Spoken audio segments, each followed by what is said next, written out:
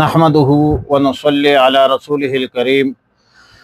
اما بعد فاعوذ بالله من الشيطان الرجيم بسم الله الرحمن الرحيم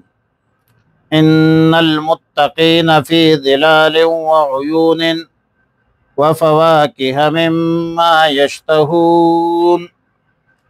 پارہ 29 سورۃ المرسلات رکوع 2 آیت نمبر 41 تا 50۔ ان المتقین فی ظلال وعیون، مذکورہ آیتوں میں مومنین متقین کے ایمان کے ثواب اور جزائے خیر کا ذکر ہے کہ مومنین متقین لوگ بروز قیامت سایوں میں ہوں گے، چشموں میں ہوں گے، مرغوب میووں میں ہوں گے، اور ان اہل جنت کو کہا جائے گا کہ کلوا واشربوا ہنیئا بما کنتم تعملون، اپنے اعمال صالحہ کے بدولت، نیک اعمال کے صلہ میں خوب مزے سے کھاؤ پیو، اور یہ وعدہ ہے اللہ کی طرف سے۔ فرمایا انا کذالک نجزی المحسنین، ہم نیک لوگوں کو ایسا ہی جزا دیتے ہیں، صلہ دیا کرتے ہیں۔ اور جب مشرکین منکرین اس نعمت کی تکذیب کرتے ہیں اور ان نعمتوں کو جھٹلاتے ہیں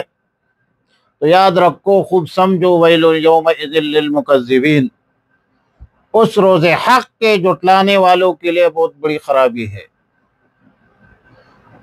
کلوا وتمتعوا قلیلا انکم مجرمون، ابھی کھاؤ پیو اور تھوڑے دن کھاؤ پیو، کیونکہ تم مجرم ہو، تم نے بالآخر سب سخت عذاب میں جانا ہے۔ اور یہ خطاب ہے مکذبین کو، انبیاء علیہم السلام کی وساطت سے اور آسمانی تعلیمات کے وساطت سے ان کو کہا گیا کہ دنیا میں تمہارا عیش و عشرت چند روزہ ہے، اور پھر تم نے عذاب میں مبتلا ہونا ہے، عذاب ہی عذاب ہوگا۔ کذا فی تفسیر کذا فسرہ ابو حیان۔ اب ظاہر ہے کہ یہ جو منکرین ہے یوم الفصل کا، یہ مجرمین ہے، اور مجرمین کا یہی حال ہوگا کہ جو لوگ سزائے جرم کو جھٹلاتے ہیں وہ بھی خوب سمجھ لے کہ حق اور سچ کو جھٹلانے والوں کے لیے بہت بڑی خرابی ہے، تباہی ہے، بربادی ہے۔ ویل یومئذ للمکذبین۔ اگلی آیت میں کفار مشرکین کی سرکشی اور جرم کی یہ حالت ہے، اور ان کی حالت کا بیان ہے کہ جب ان بدبختوں کو کہا جاتا ہے کہ وَإِذَا قِيلَ لَهُمُ ارْكَعُوا لَا يَرْكَعُونَ، یہاں اکثر مفسرین کے نزدیک رکوع سے مراد لغوی معنی ہے جھکنا ہے، اور جھکنا عبارت ہے اطاعت سے۔ مطلب یہ ہے کہ جب دنیا میں ان کو احکام الہیہ اور سنت نبویہ کے لیے کہا جاتا ہے تو یہ بدبخت لوگ نہ احکام الہیہ کی اطاعت کرتے ہیں اور نہ سنت نبویہ پر عمل کرتے ہیں۔ بعض اہل علم نے رکوع سے مراد اصطلاحی معنی مراد لیا ہے، اور آیت کا مطلب یہ ہے کہ جب ان کو نماز کے لیے بلایا جاتا ہے تو یہ بدبخت نماز نہیں پڑھتے۔ قذا فی روح المعانی، حالانکہ نماز دین کا ستون ہے، الصلاۃ عماد الدین، ومن اقامها فقد اقام الدین ومن ہدمها فقد ہدم الدین۔ اب ظاہر ہے کہ اس سے بڑا جرم کیا ہو سکتا ہے کہ احکام الہیہ اور سنت نبویہ علی صاحبہا الف الف تحیت و سلام سے اعراض کرتے ہیں، روگردانی کرتے ہیں،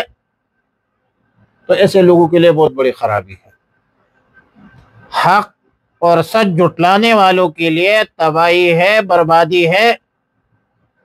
تو مذکورہ تحدیدات قرآنیہ کا یہ تقاضا ہے کہ قرآن کریم کے ان آیتوں کو سن کر ایمان لے آتے، لیکن ان بدبختوں پر اس کا کوئی اثر نہیں ہوتا کہ قرآن کریم کے تعلیمات پر عمل کرے جو پورے عالم انسانیت کے لیے رشد ہدایت کا عظیم ذریعہ ہے۔ فَبِأَيِّ حَدِيثٍ بَعْدَهُ يُؤْمِنُونَ، یعنی یہ لوگ قرآن جیسے عجیب و غریب، فصیح و بلیغ اور حکمتوں سے پر واضح دلائل کی کتاب پر ایمان نہیں لاتے تو اس کے بعد کس بات پر ایمان لائیں گے؟ ظاہر ہے کہ ان بدبختوں کے ایمان سے مایوسی ہے۔ اور حدیث شریف میں ہے کہ جب تلاوت کرنے والا اس آیت پر پہنچے اس کو یہ کہنا چاہیے آمنا باللہ، یعنی ہم نے اللہ پر ایمان لایا ہے۔ البتہ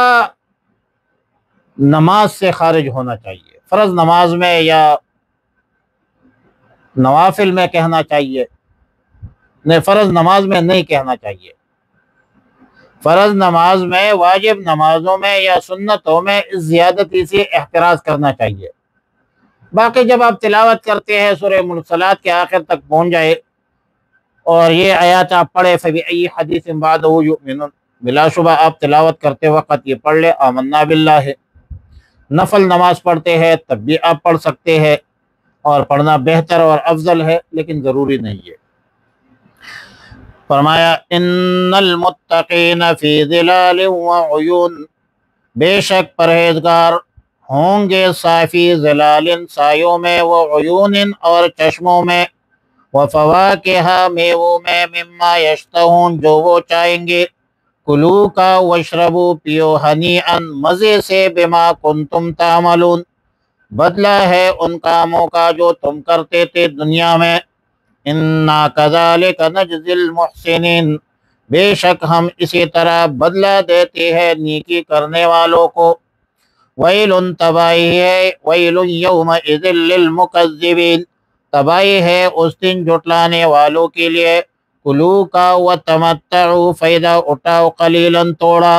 انکم مجرمون بے شک تم مجرم ہو، ویل یومئذ للمکذبین، تباہی ہے اس دن جھٹلانے والوں کے لیے، وَإِذَا قِيلَ لَهُمُ ارْكَعُوا لَا يَرْكَعُونَ، جب کہا جاتا ہے ان سے کہ جھک جاؤ تو جھکتے نہیں، وَيْلٌ ہلاکت ہے، وَيْلٌ يَوْمَئِذٍ لِّلْمُكَذِّبِينَ، تباہی ہے، ہلاکت ہے، بربادی ہے اس دن جھٹلانے والوں کے لیے، فَبِأَيِّ حَدِيثٍ بَعْدَهُ يُؤْمِنُونَ، کس بات پر اس کے بعد وہ ایمان لائیں گے؟ آمنا باللہ۔ اللہم ربنا تقبل منا انکا انت السمیع العلیم وتب علینا یا مولانا انکا انت التواب الرحیم، اللہم احسن عاقبتنا فی الامور کلها واجرنا من خزی الدنیا وعذاب الآخرہ، وصلی اللہ علی النبی الامی الکریم۔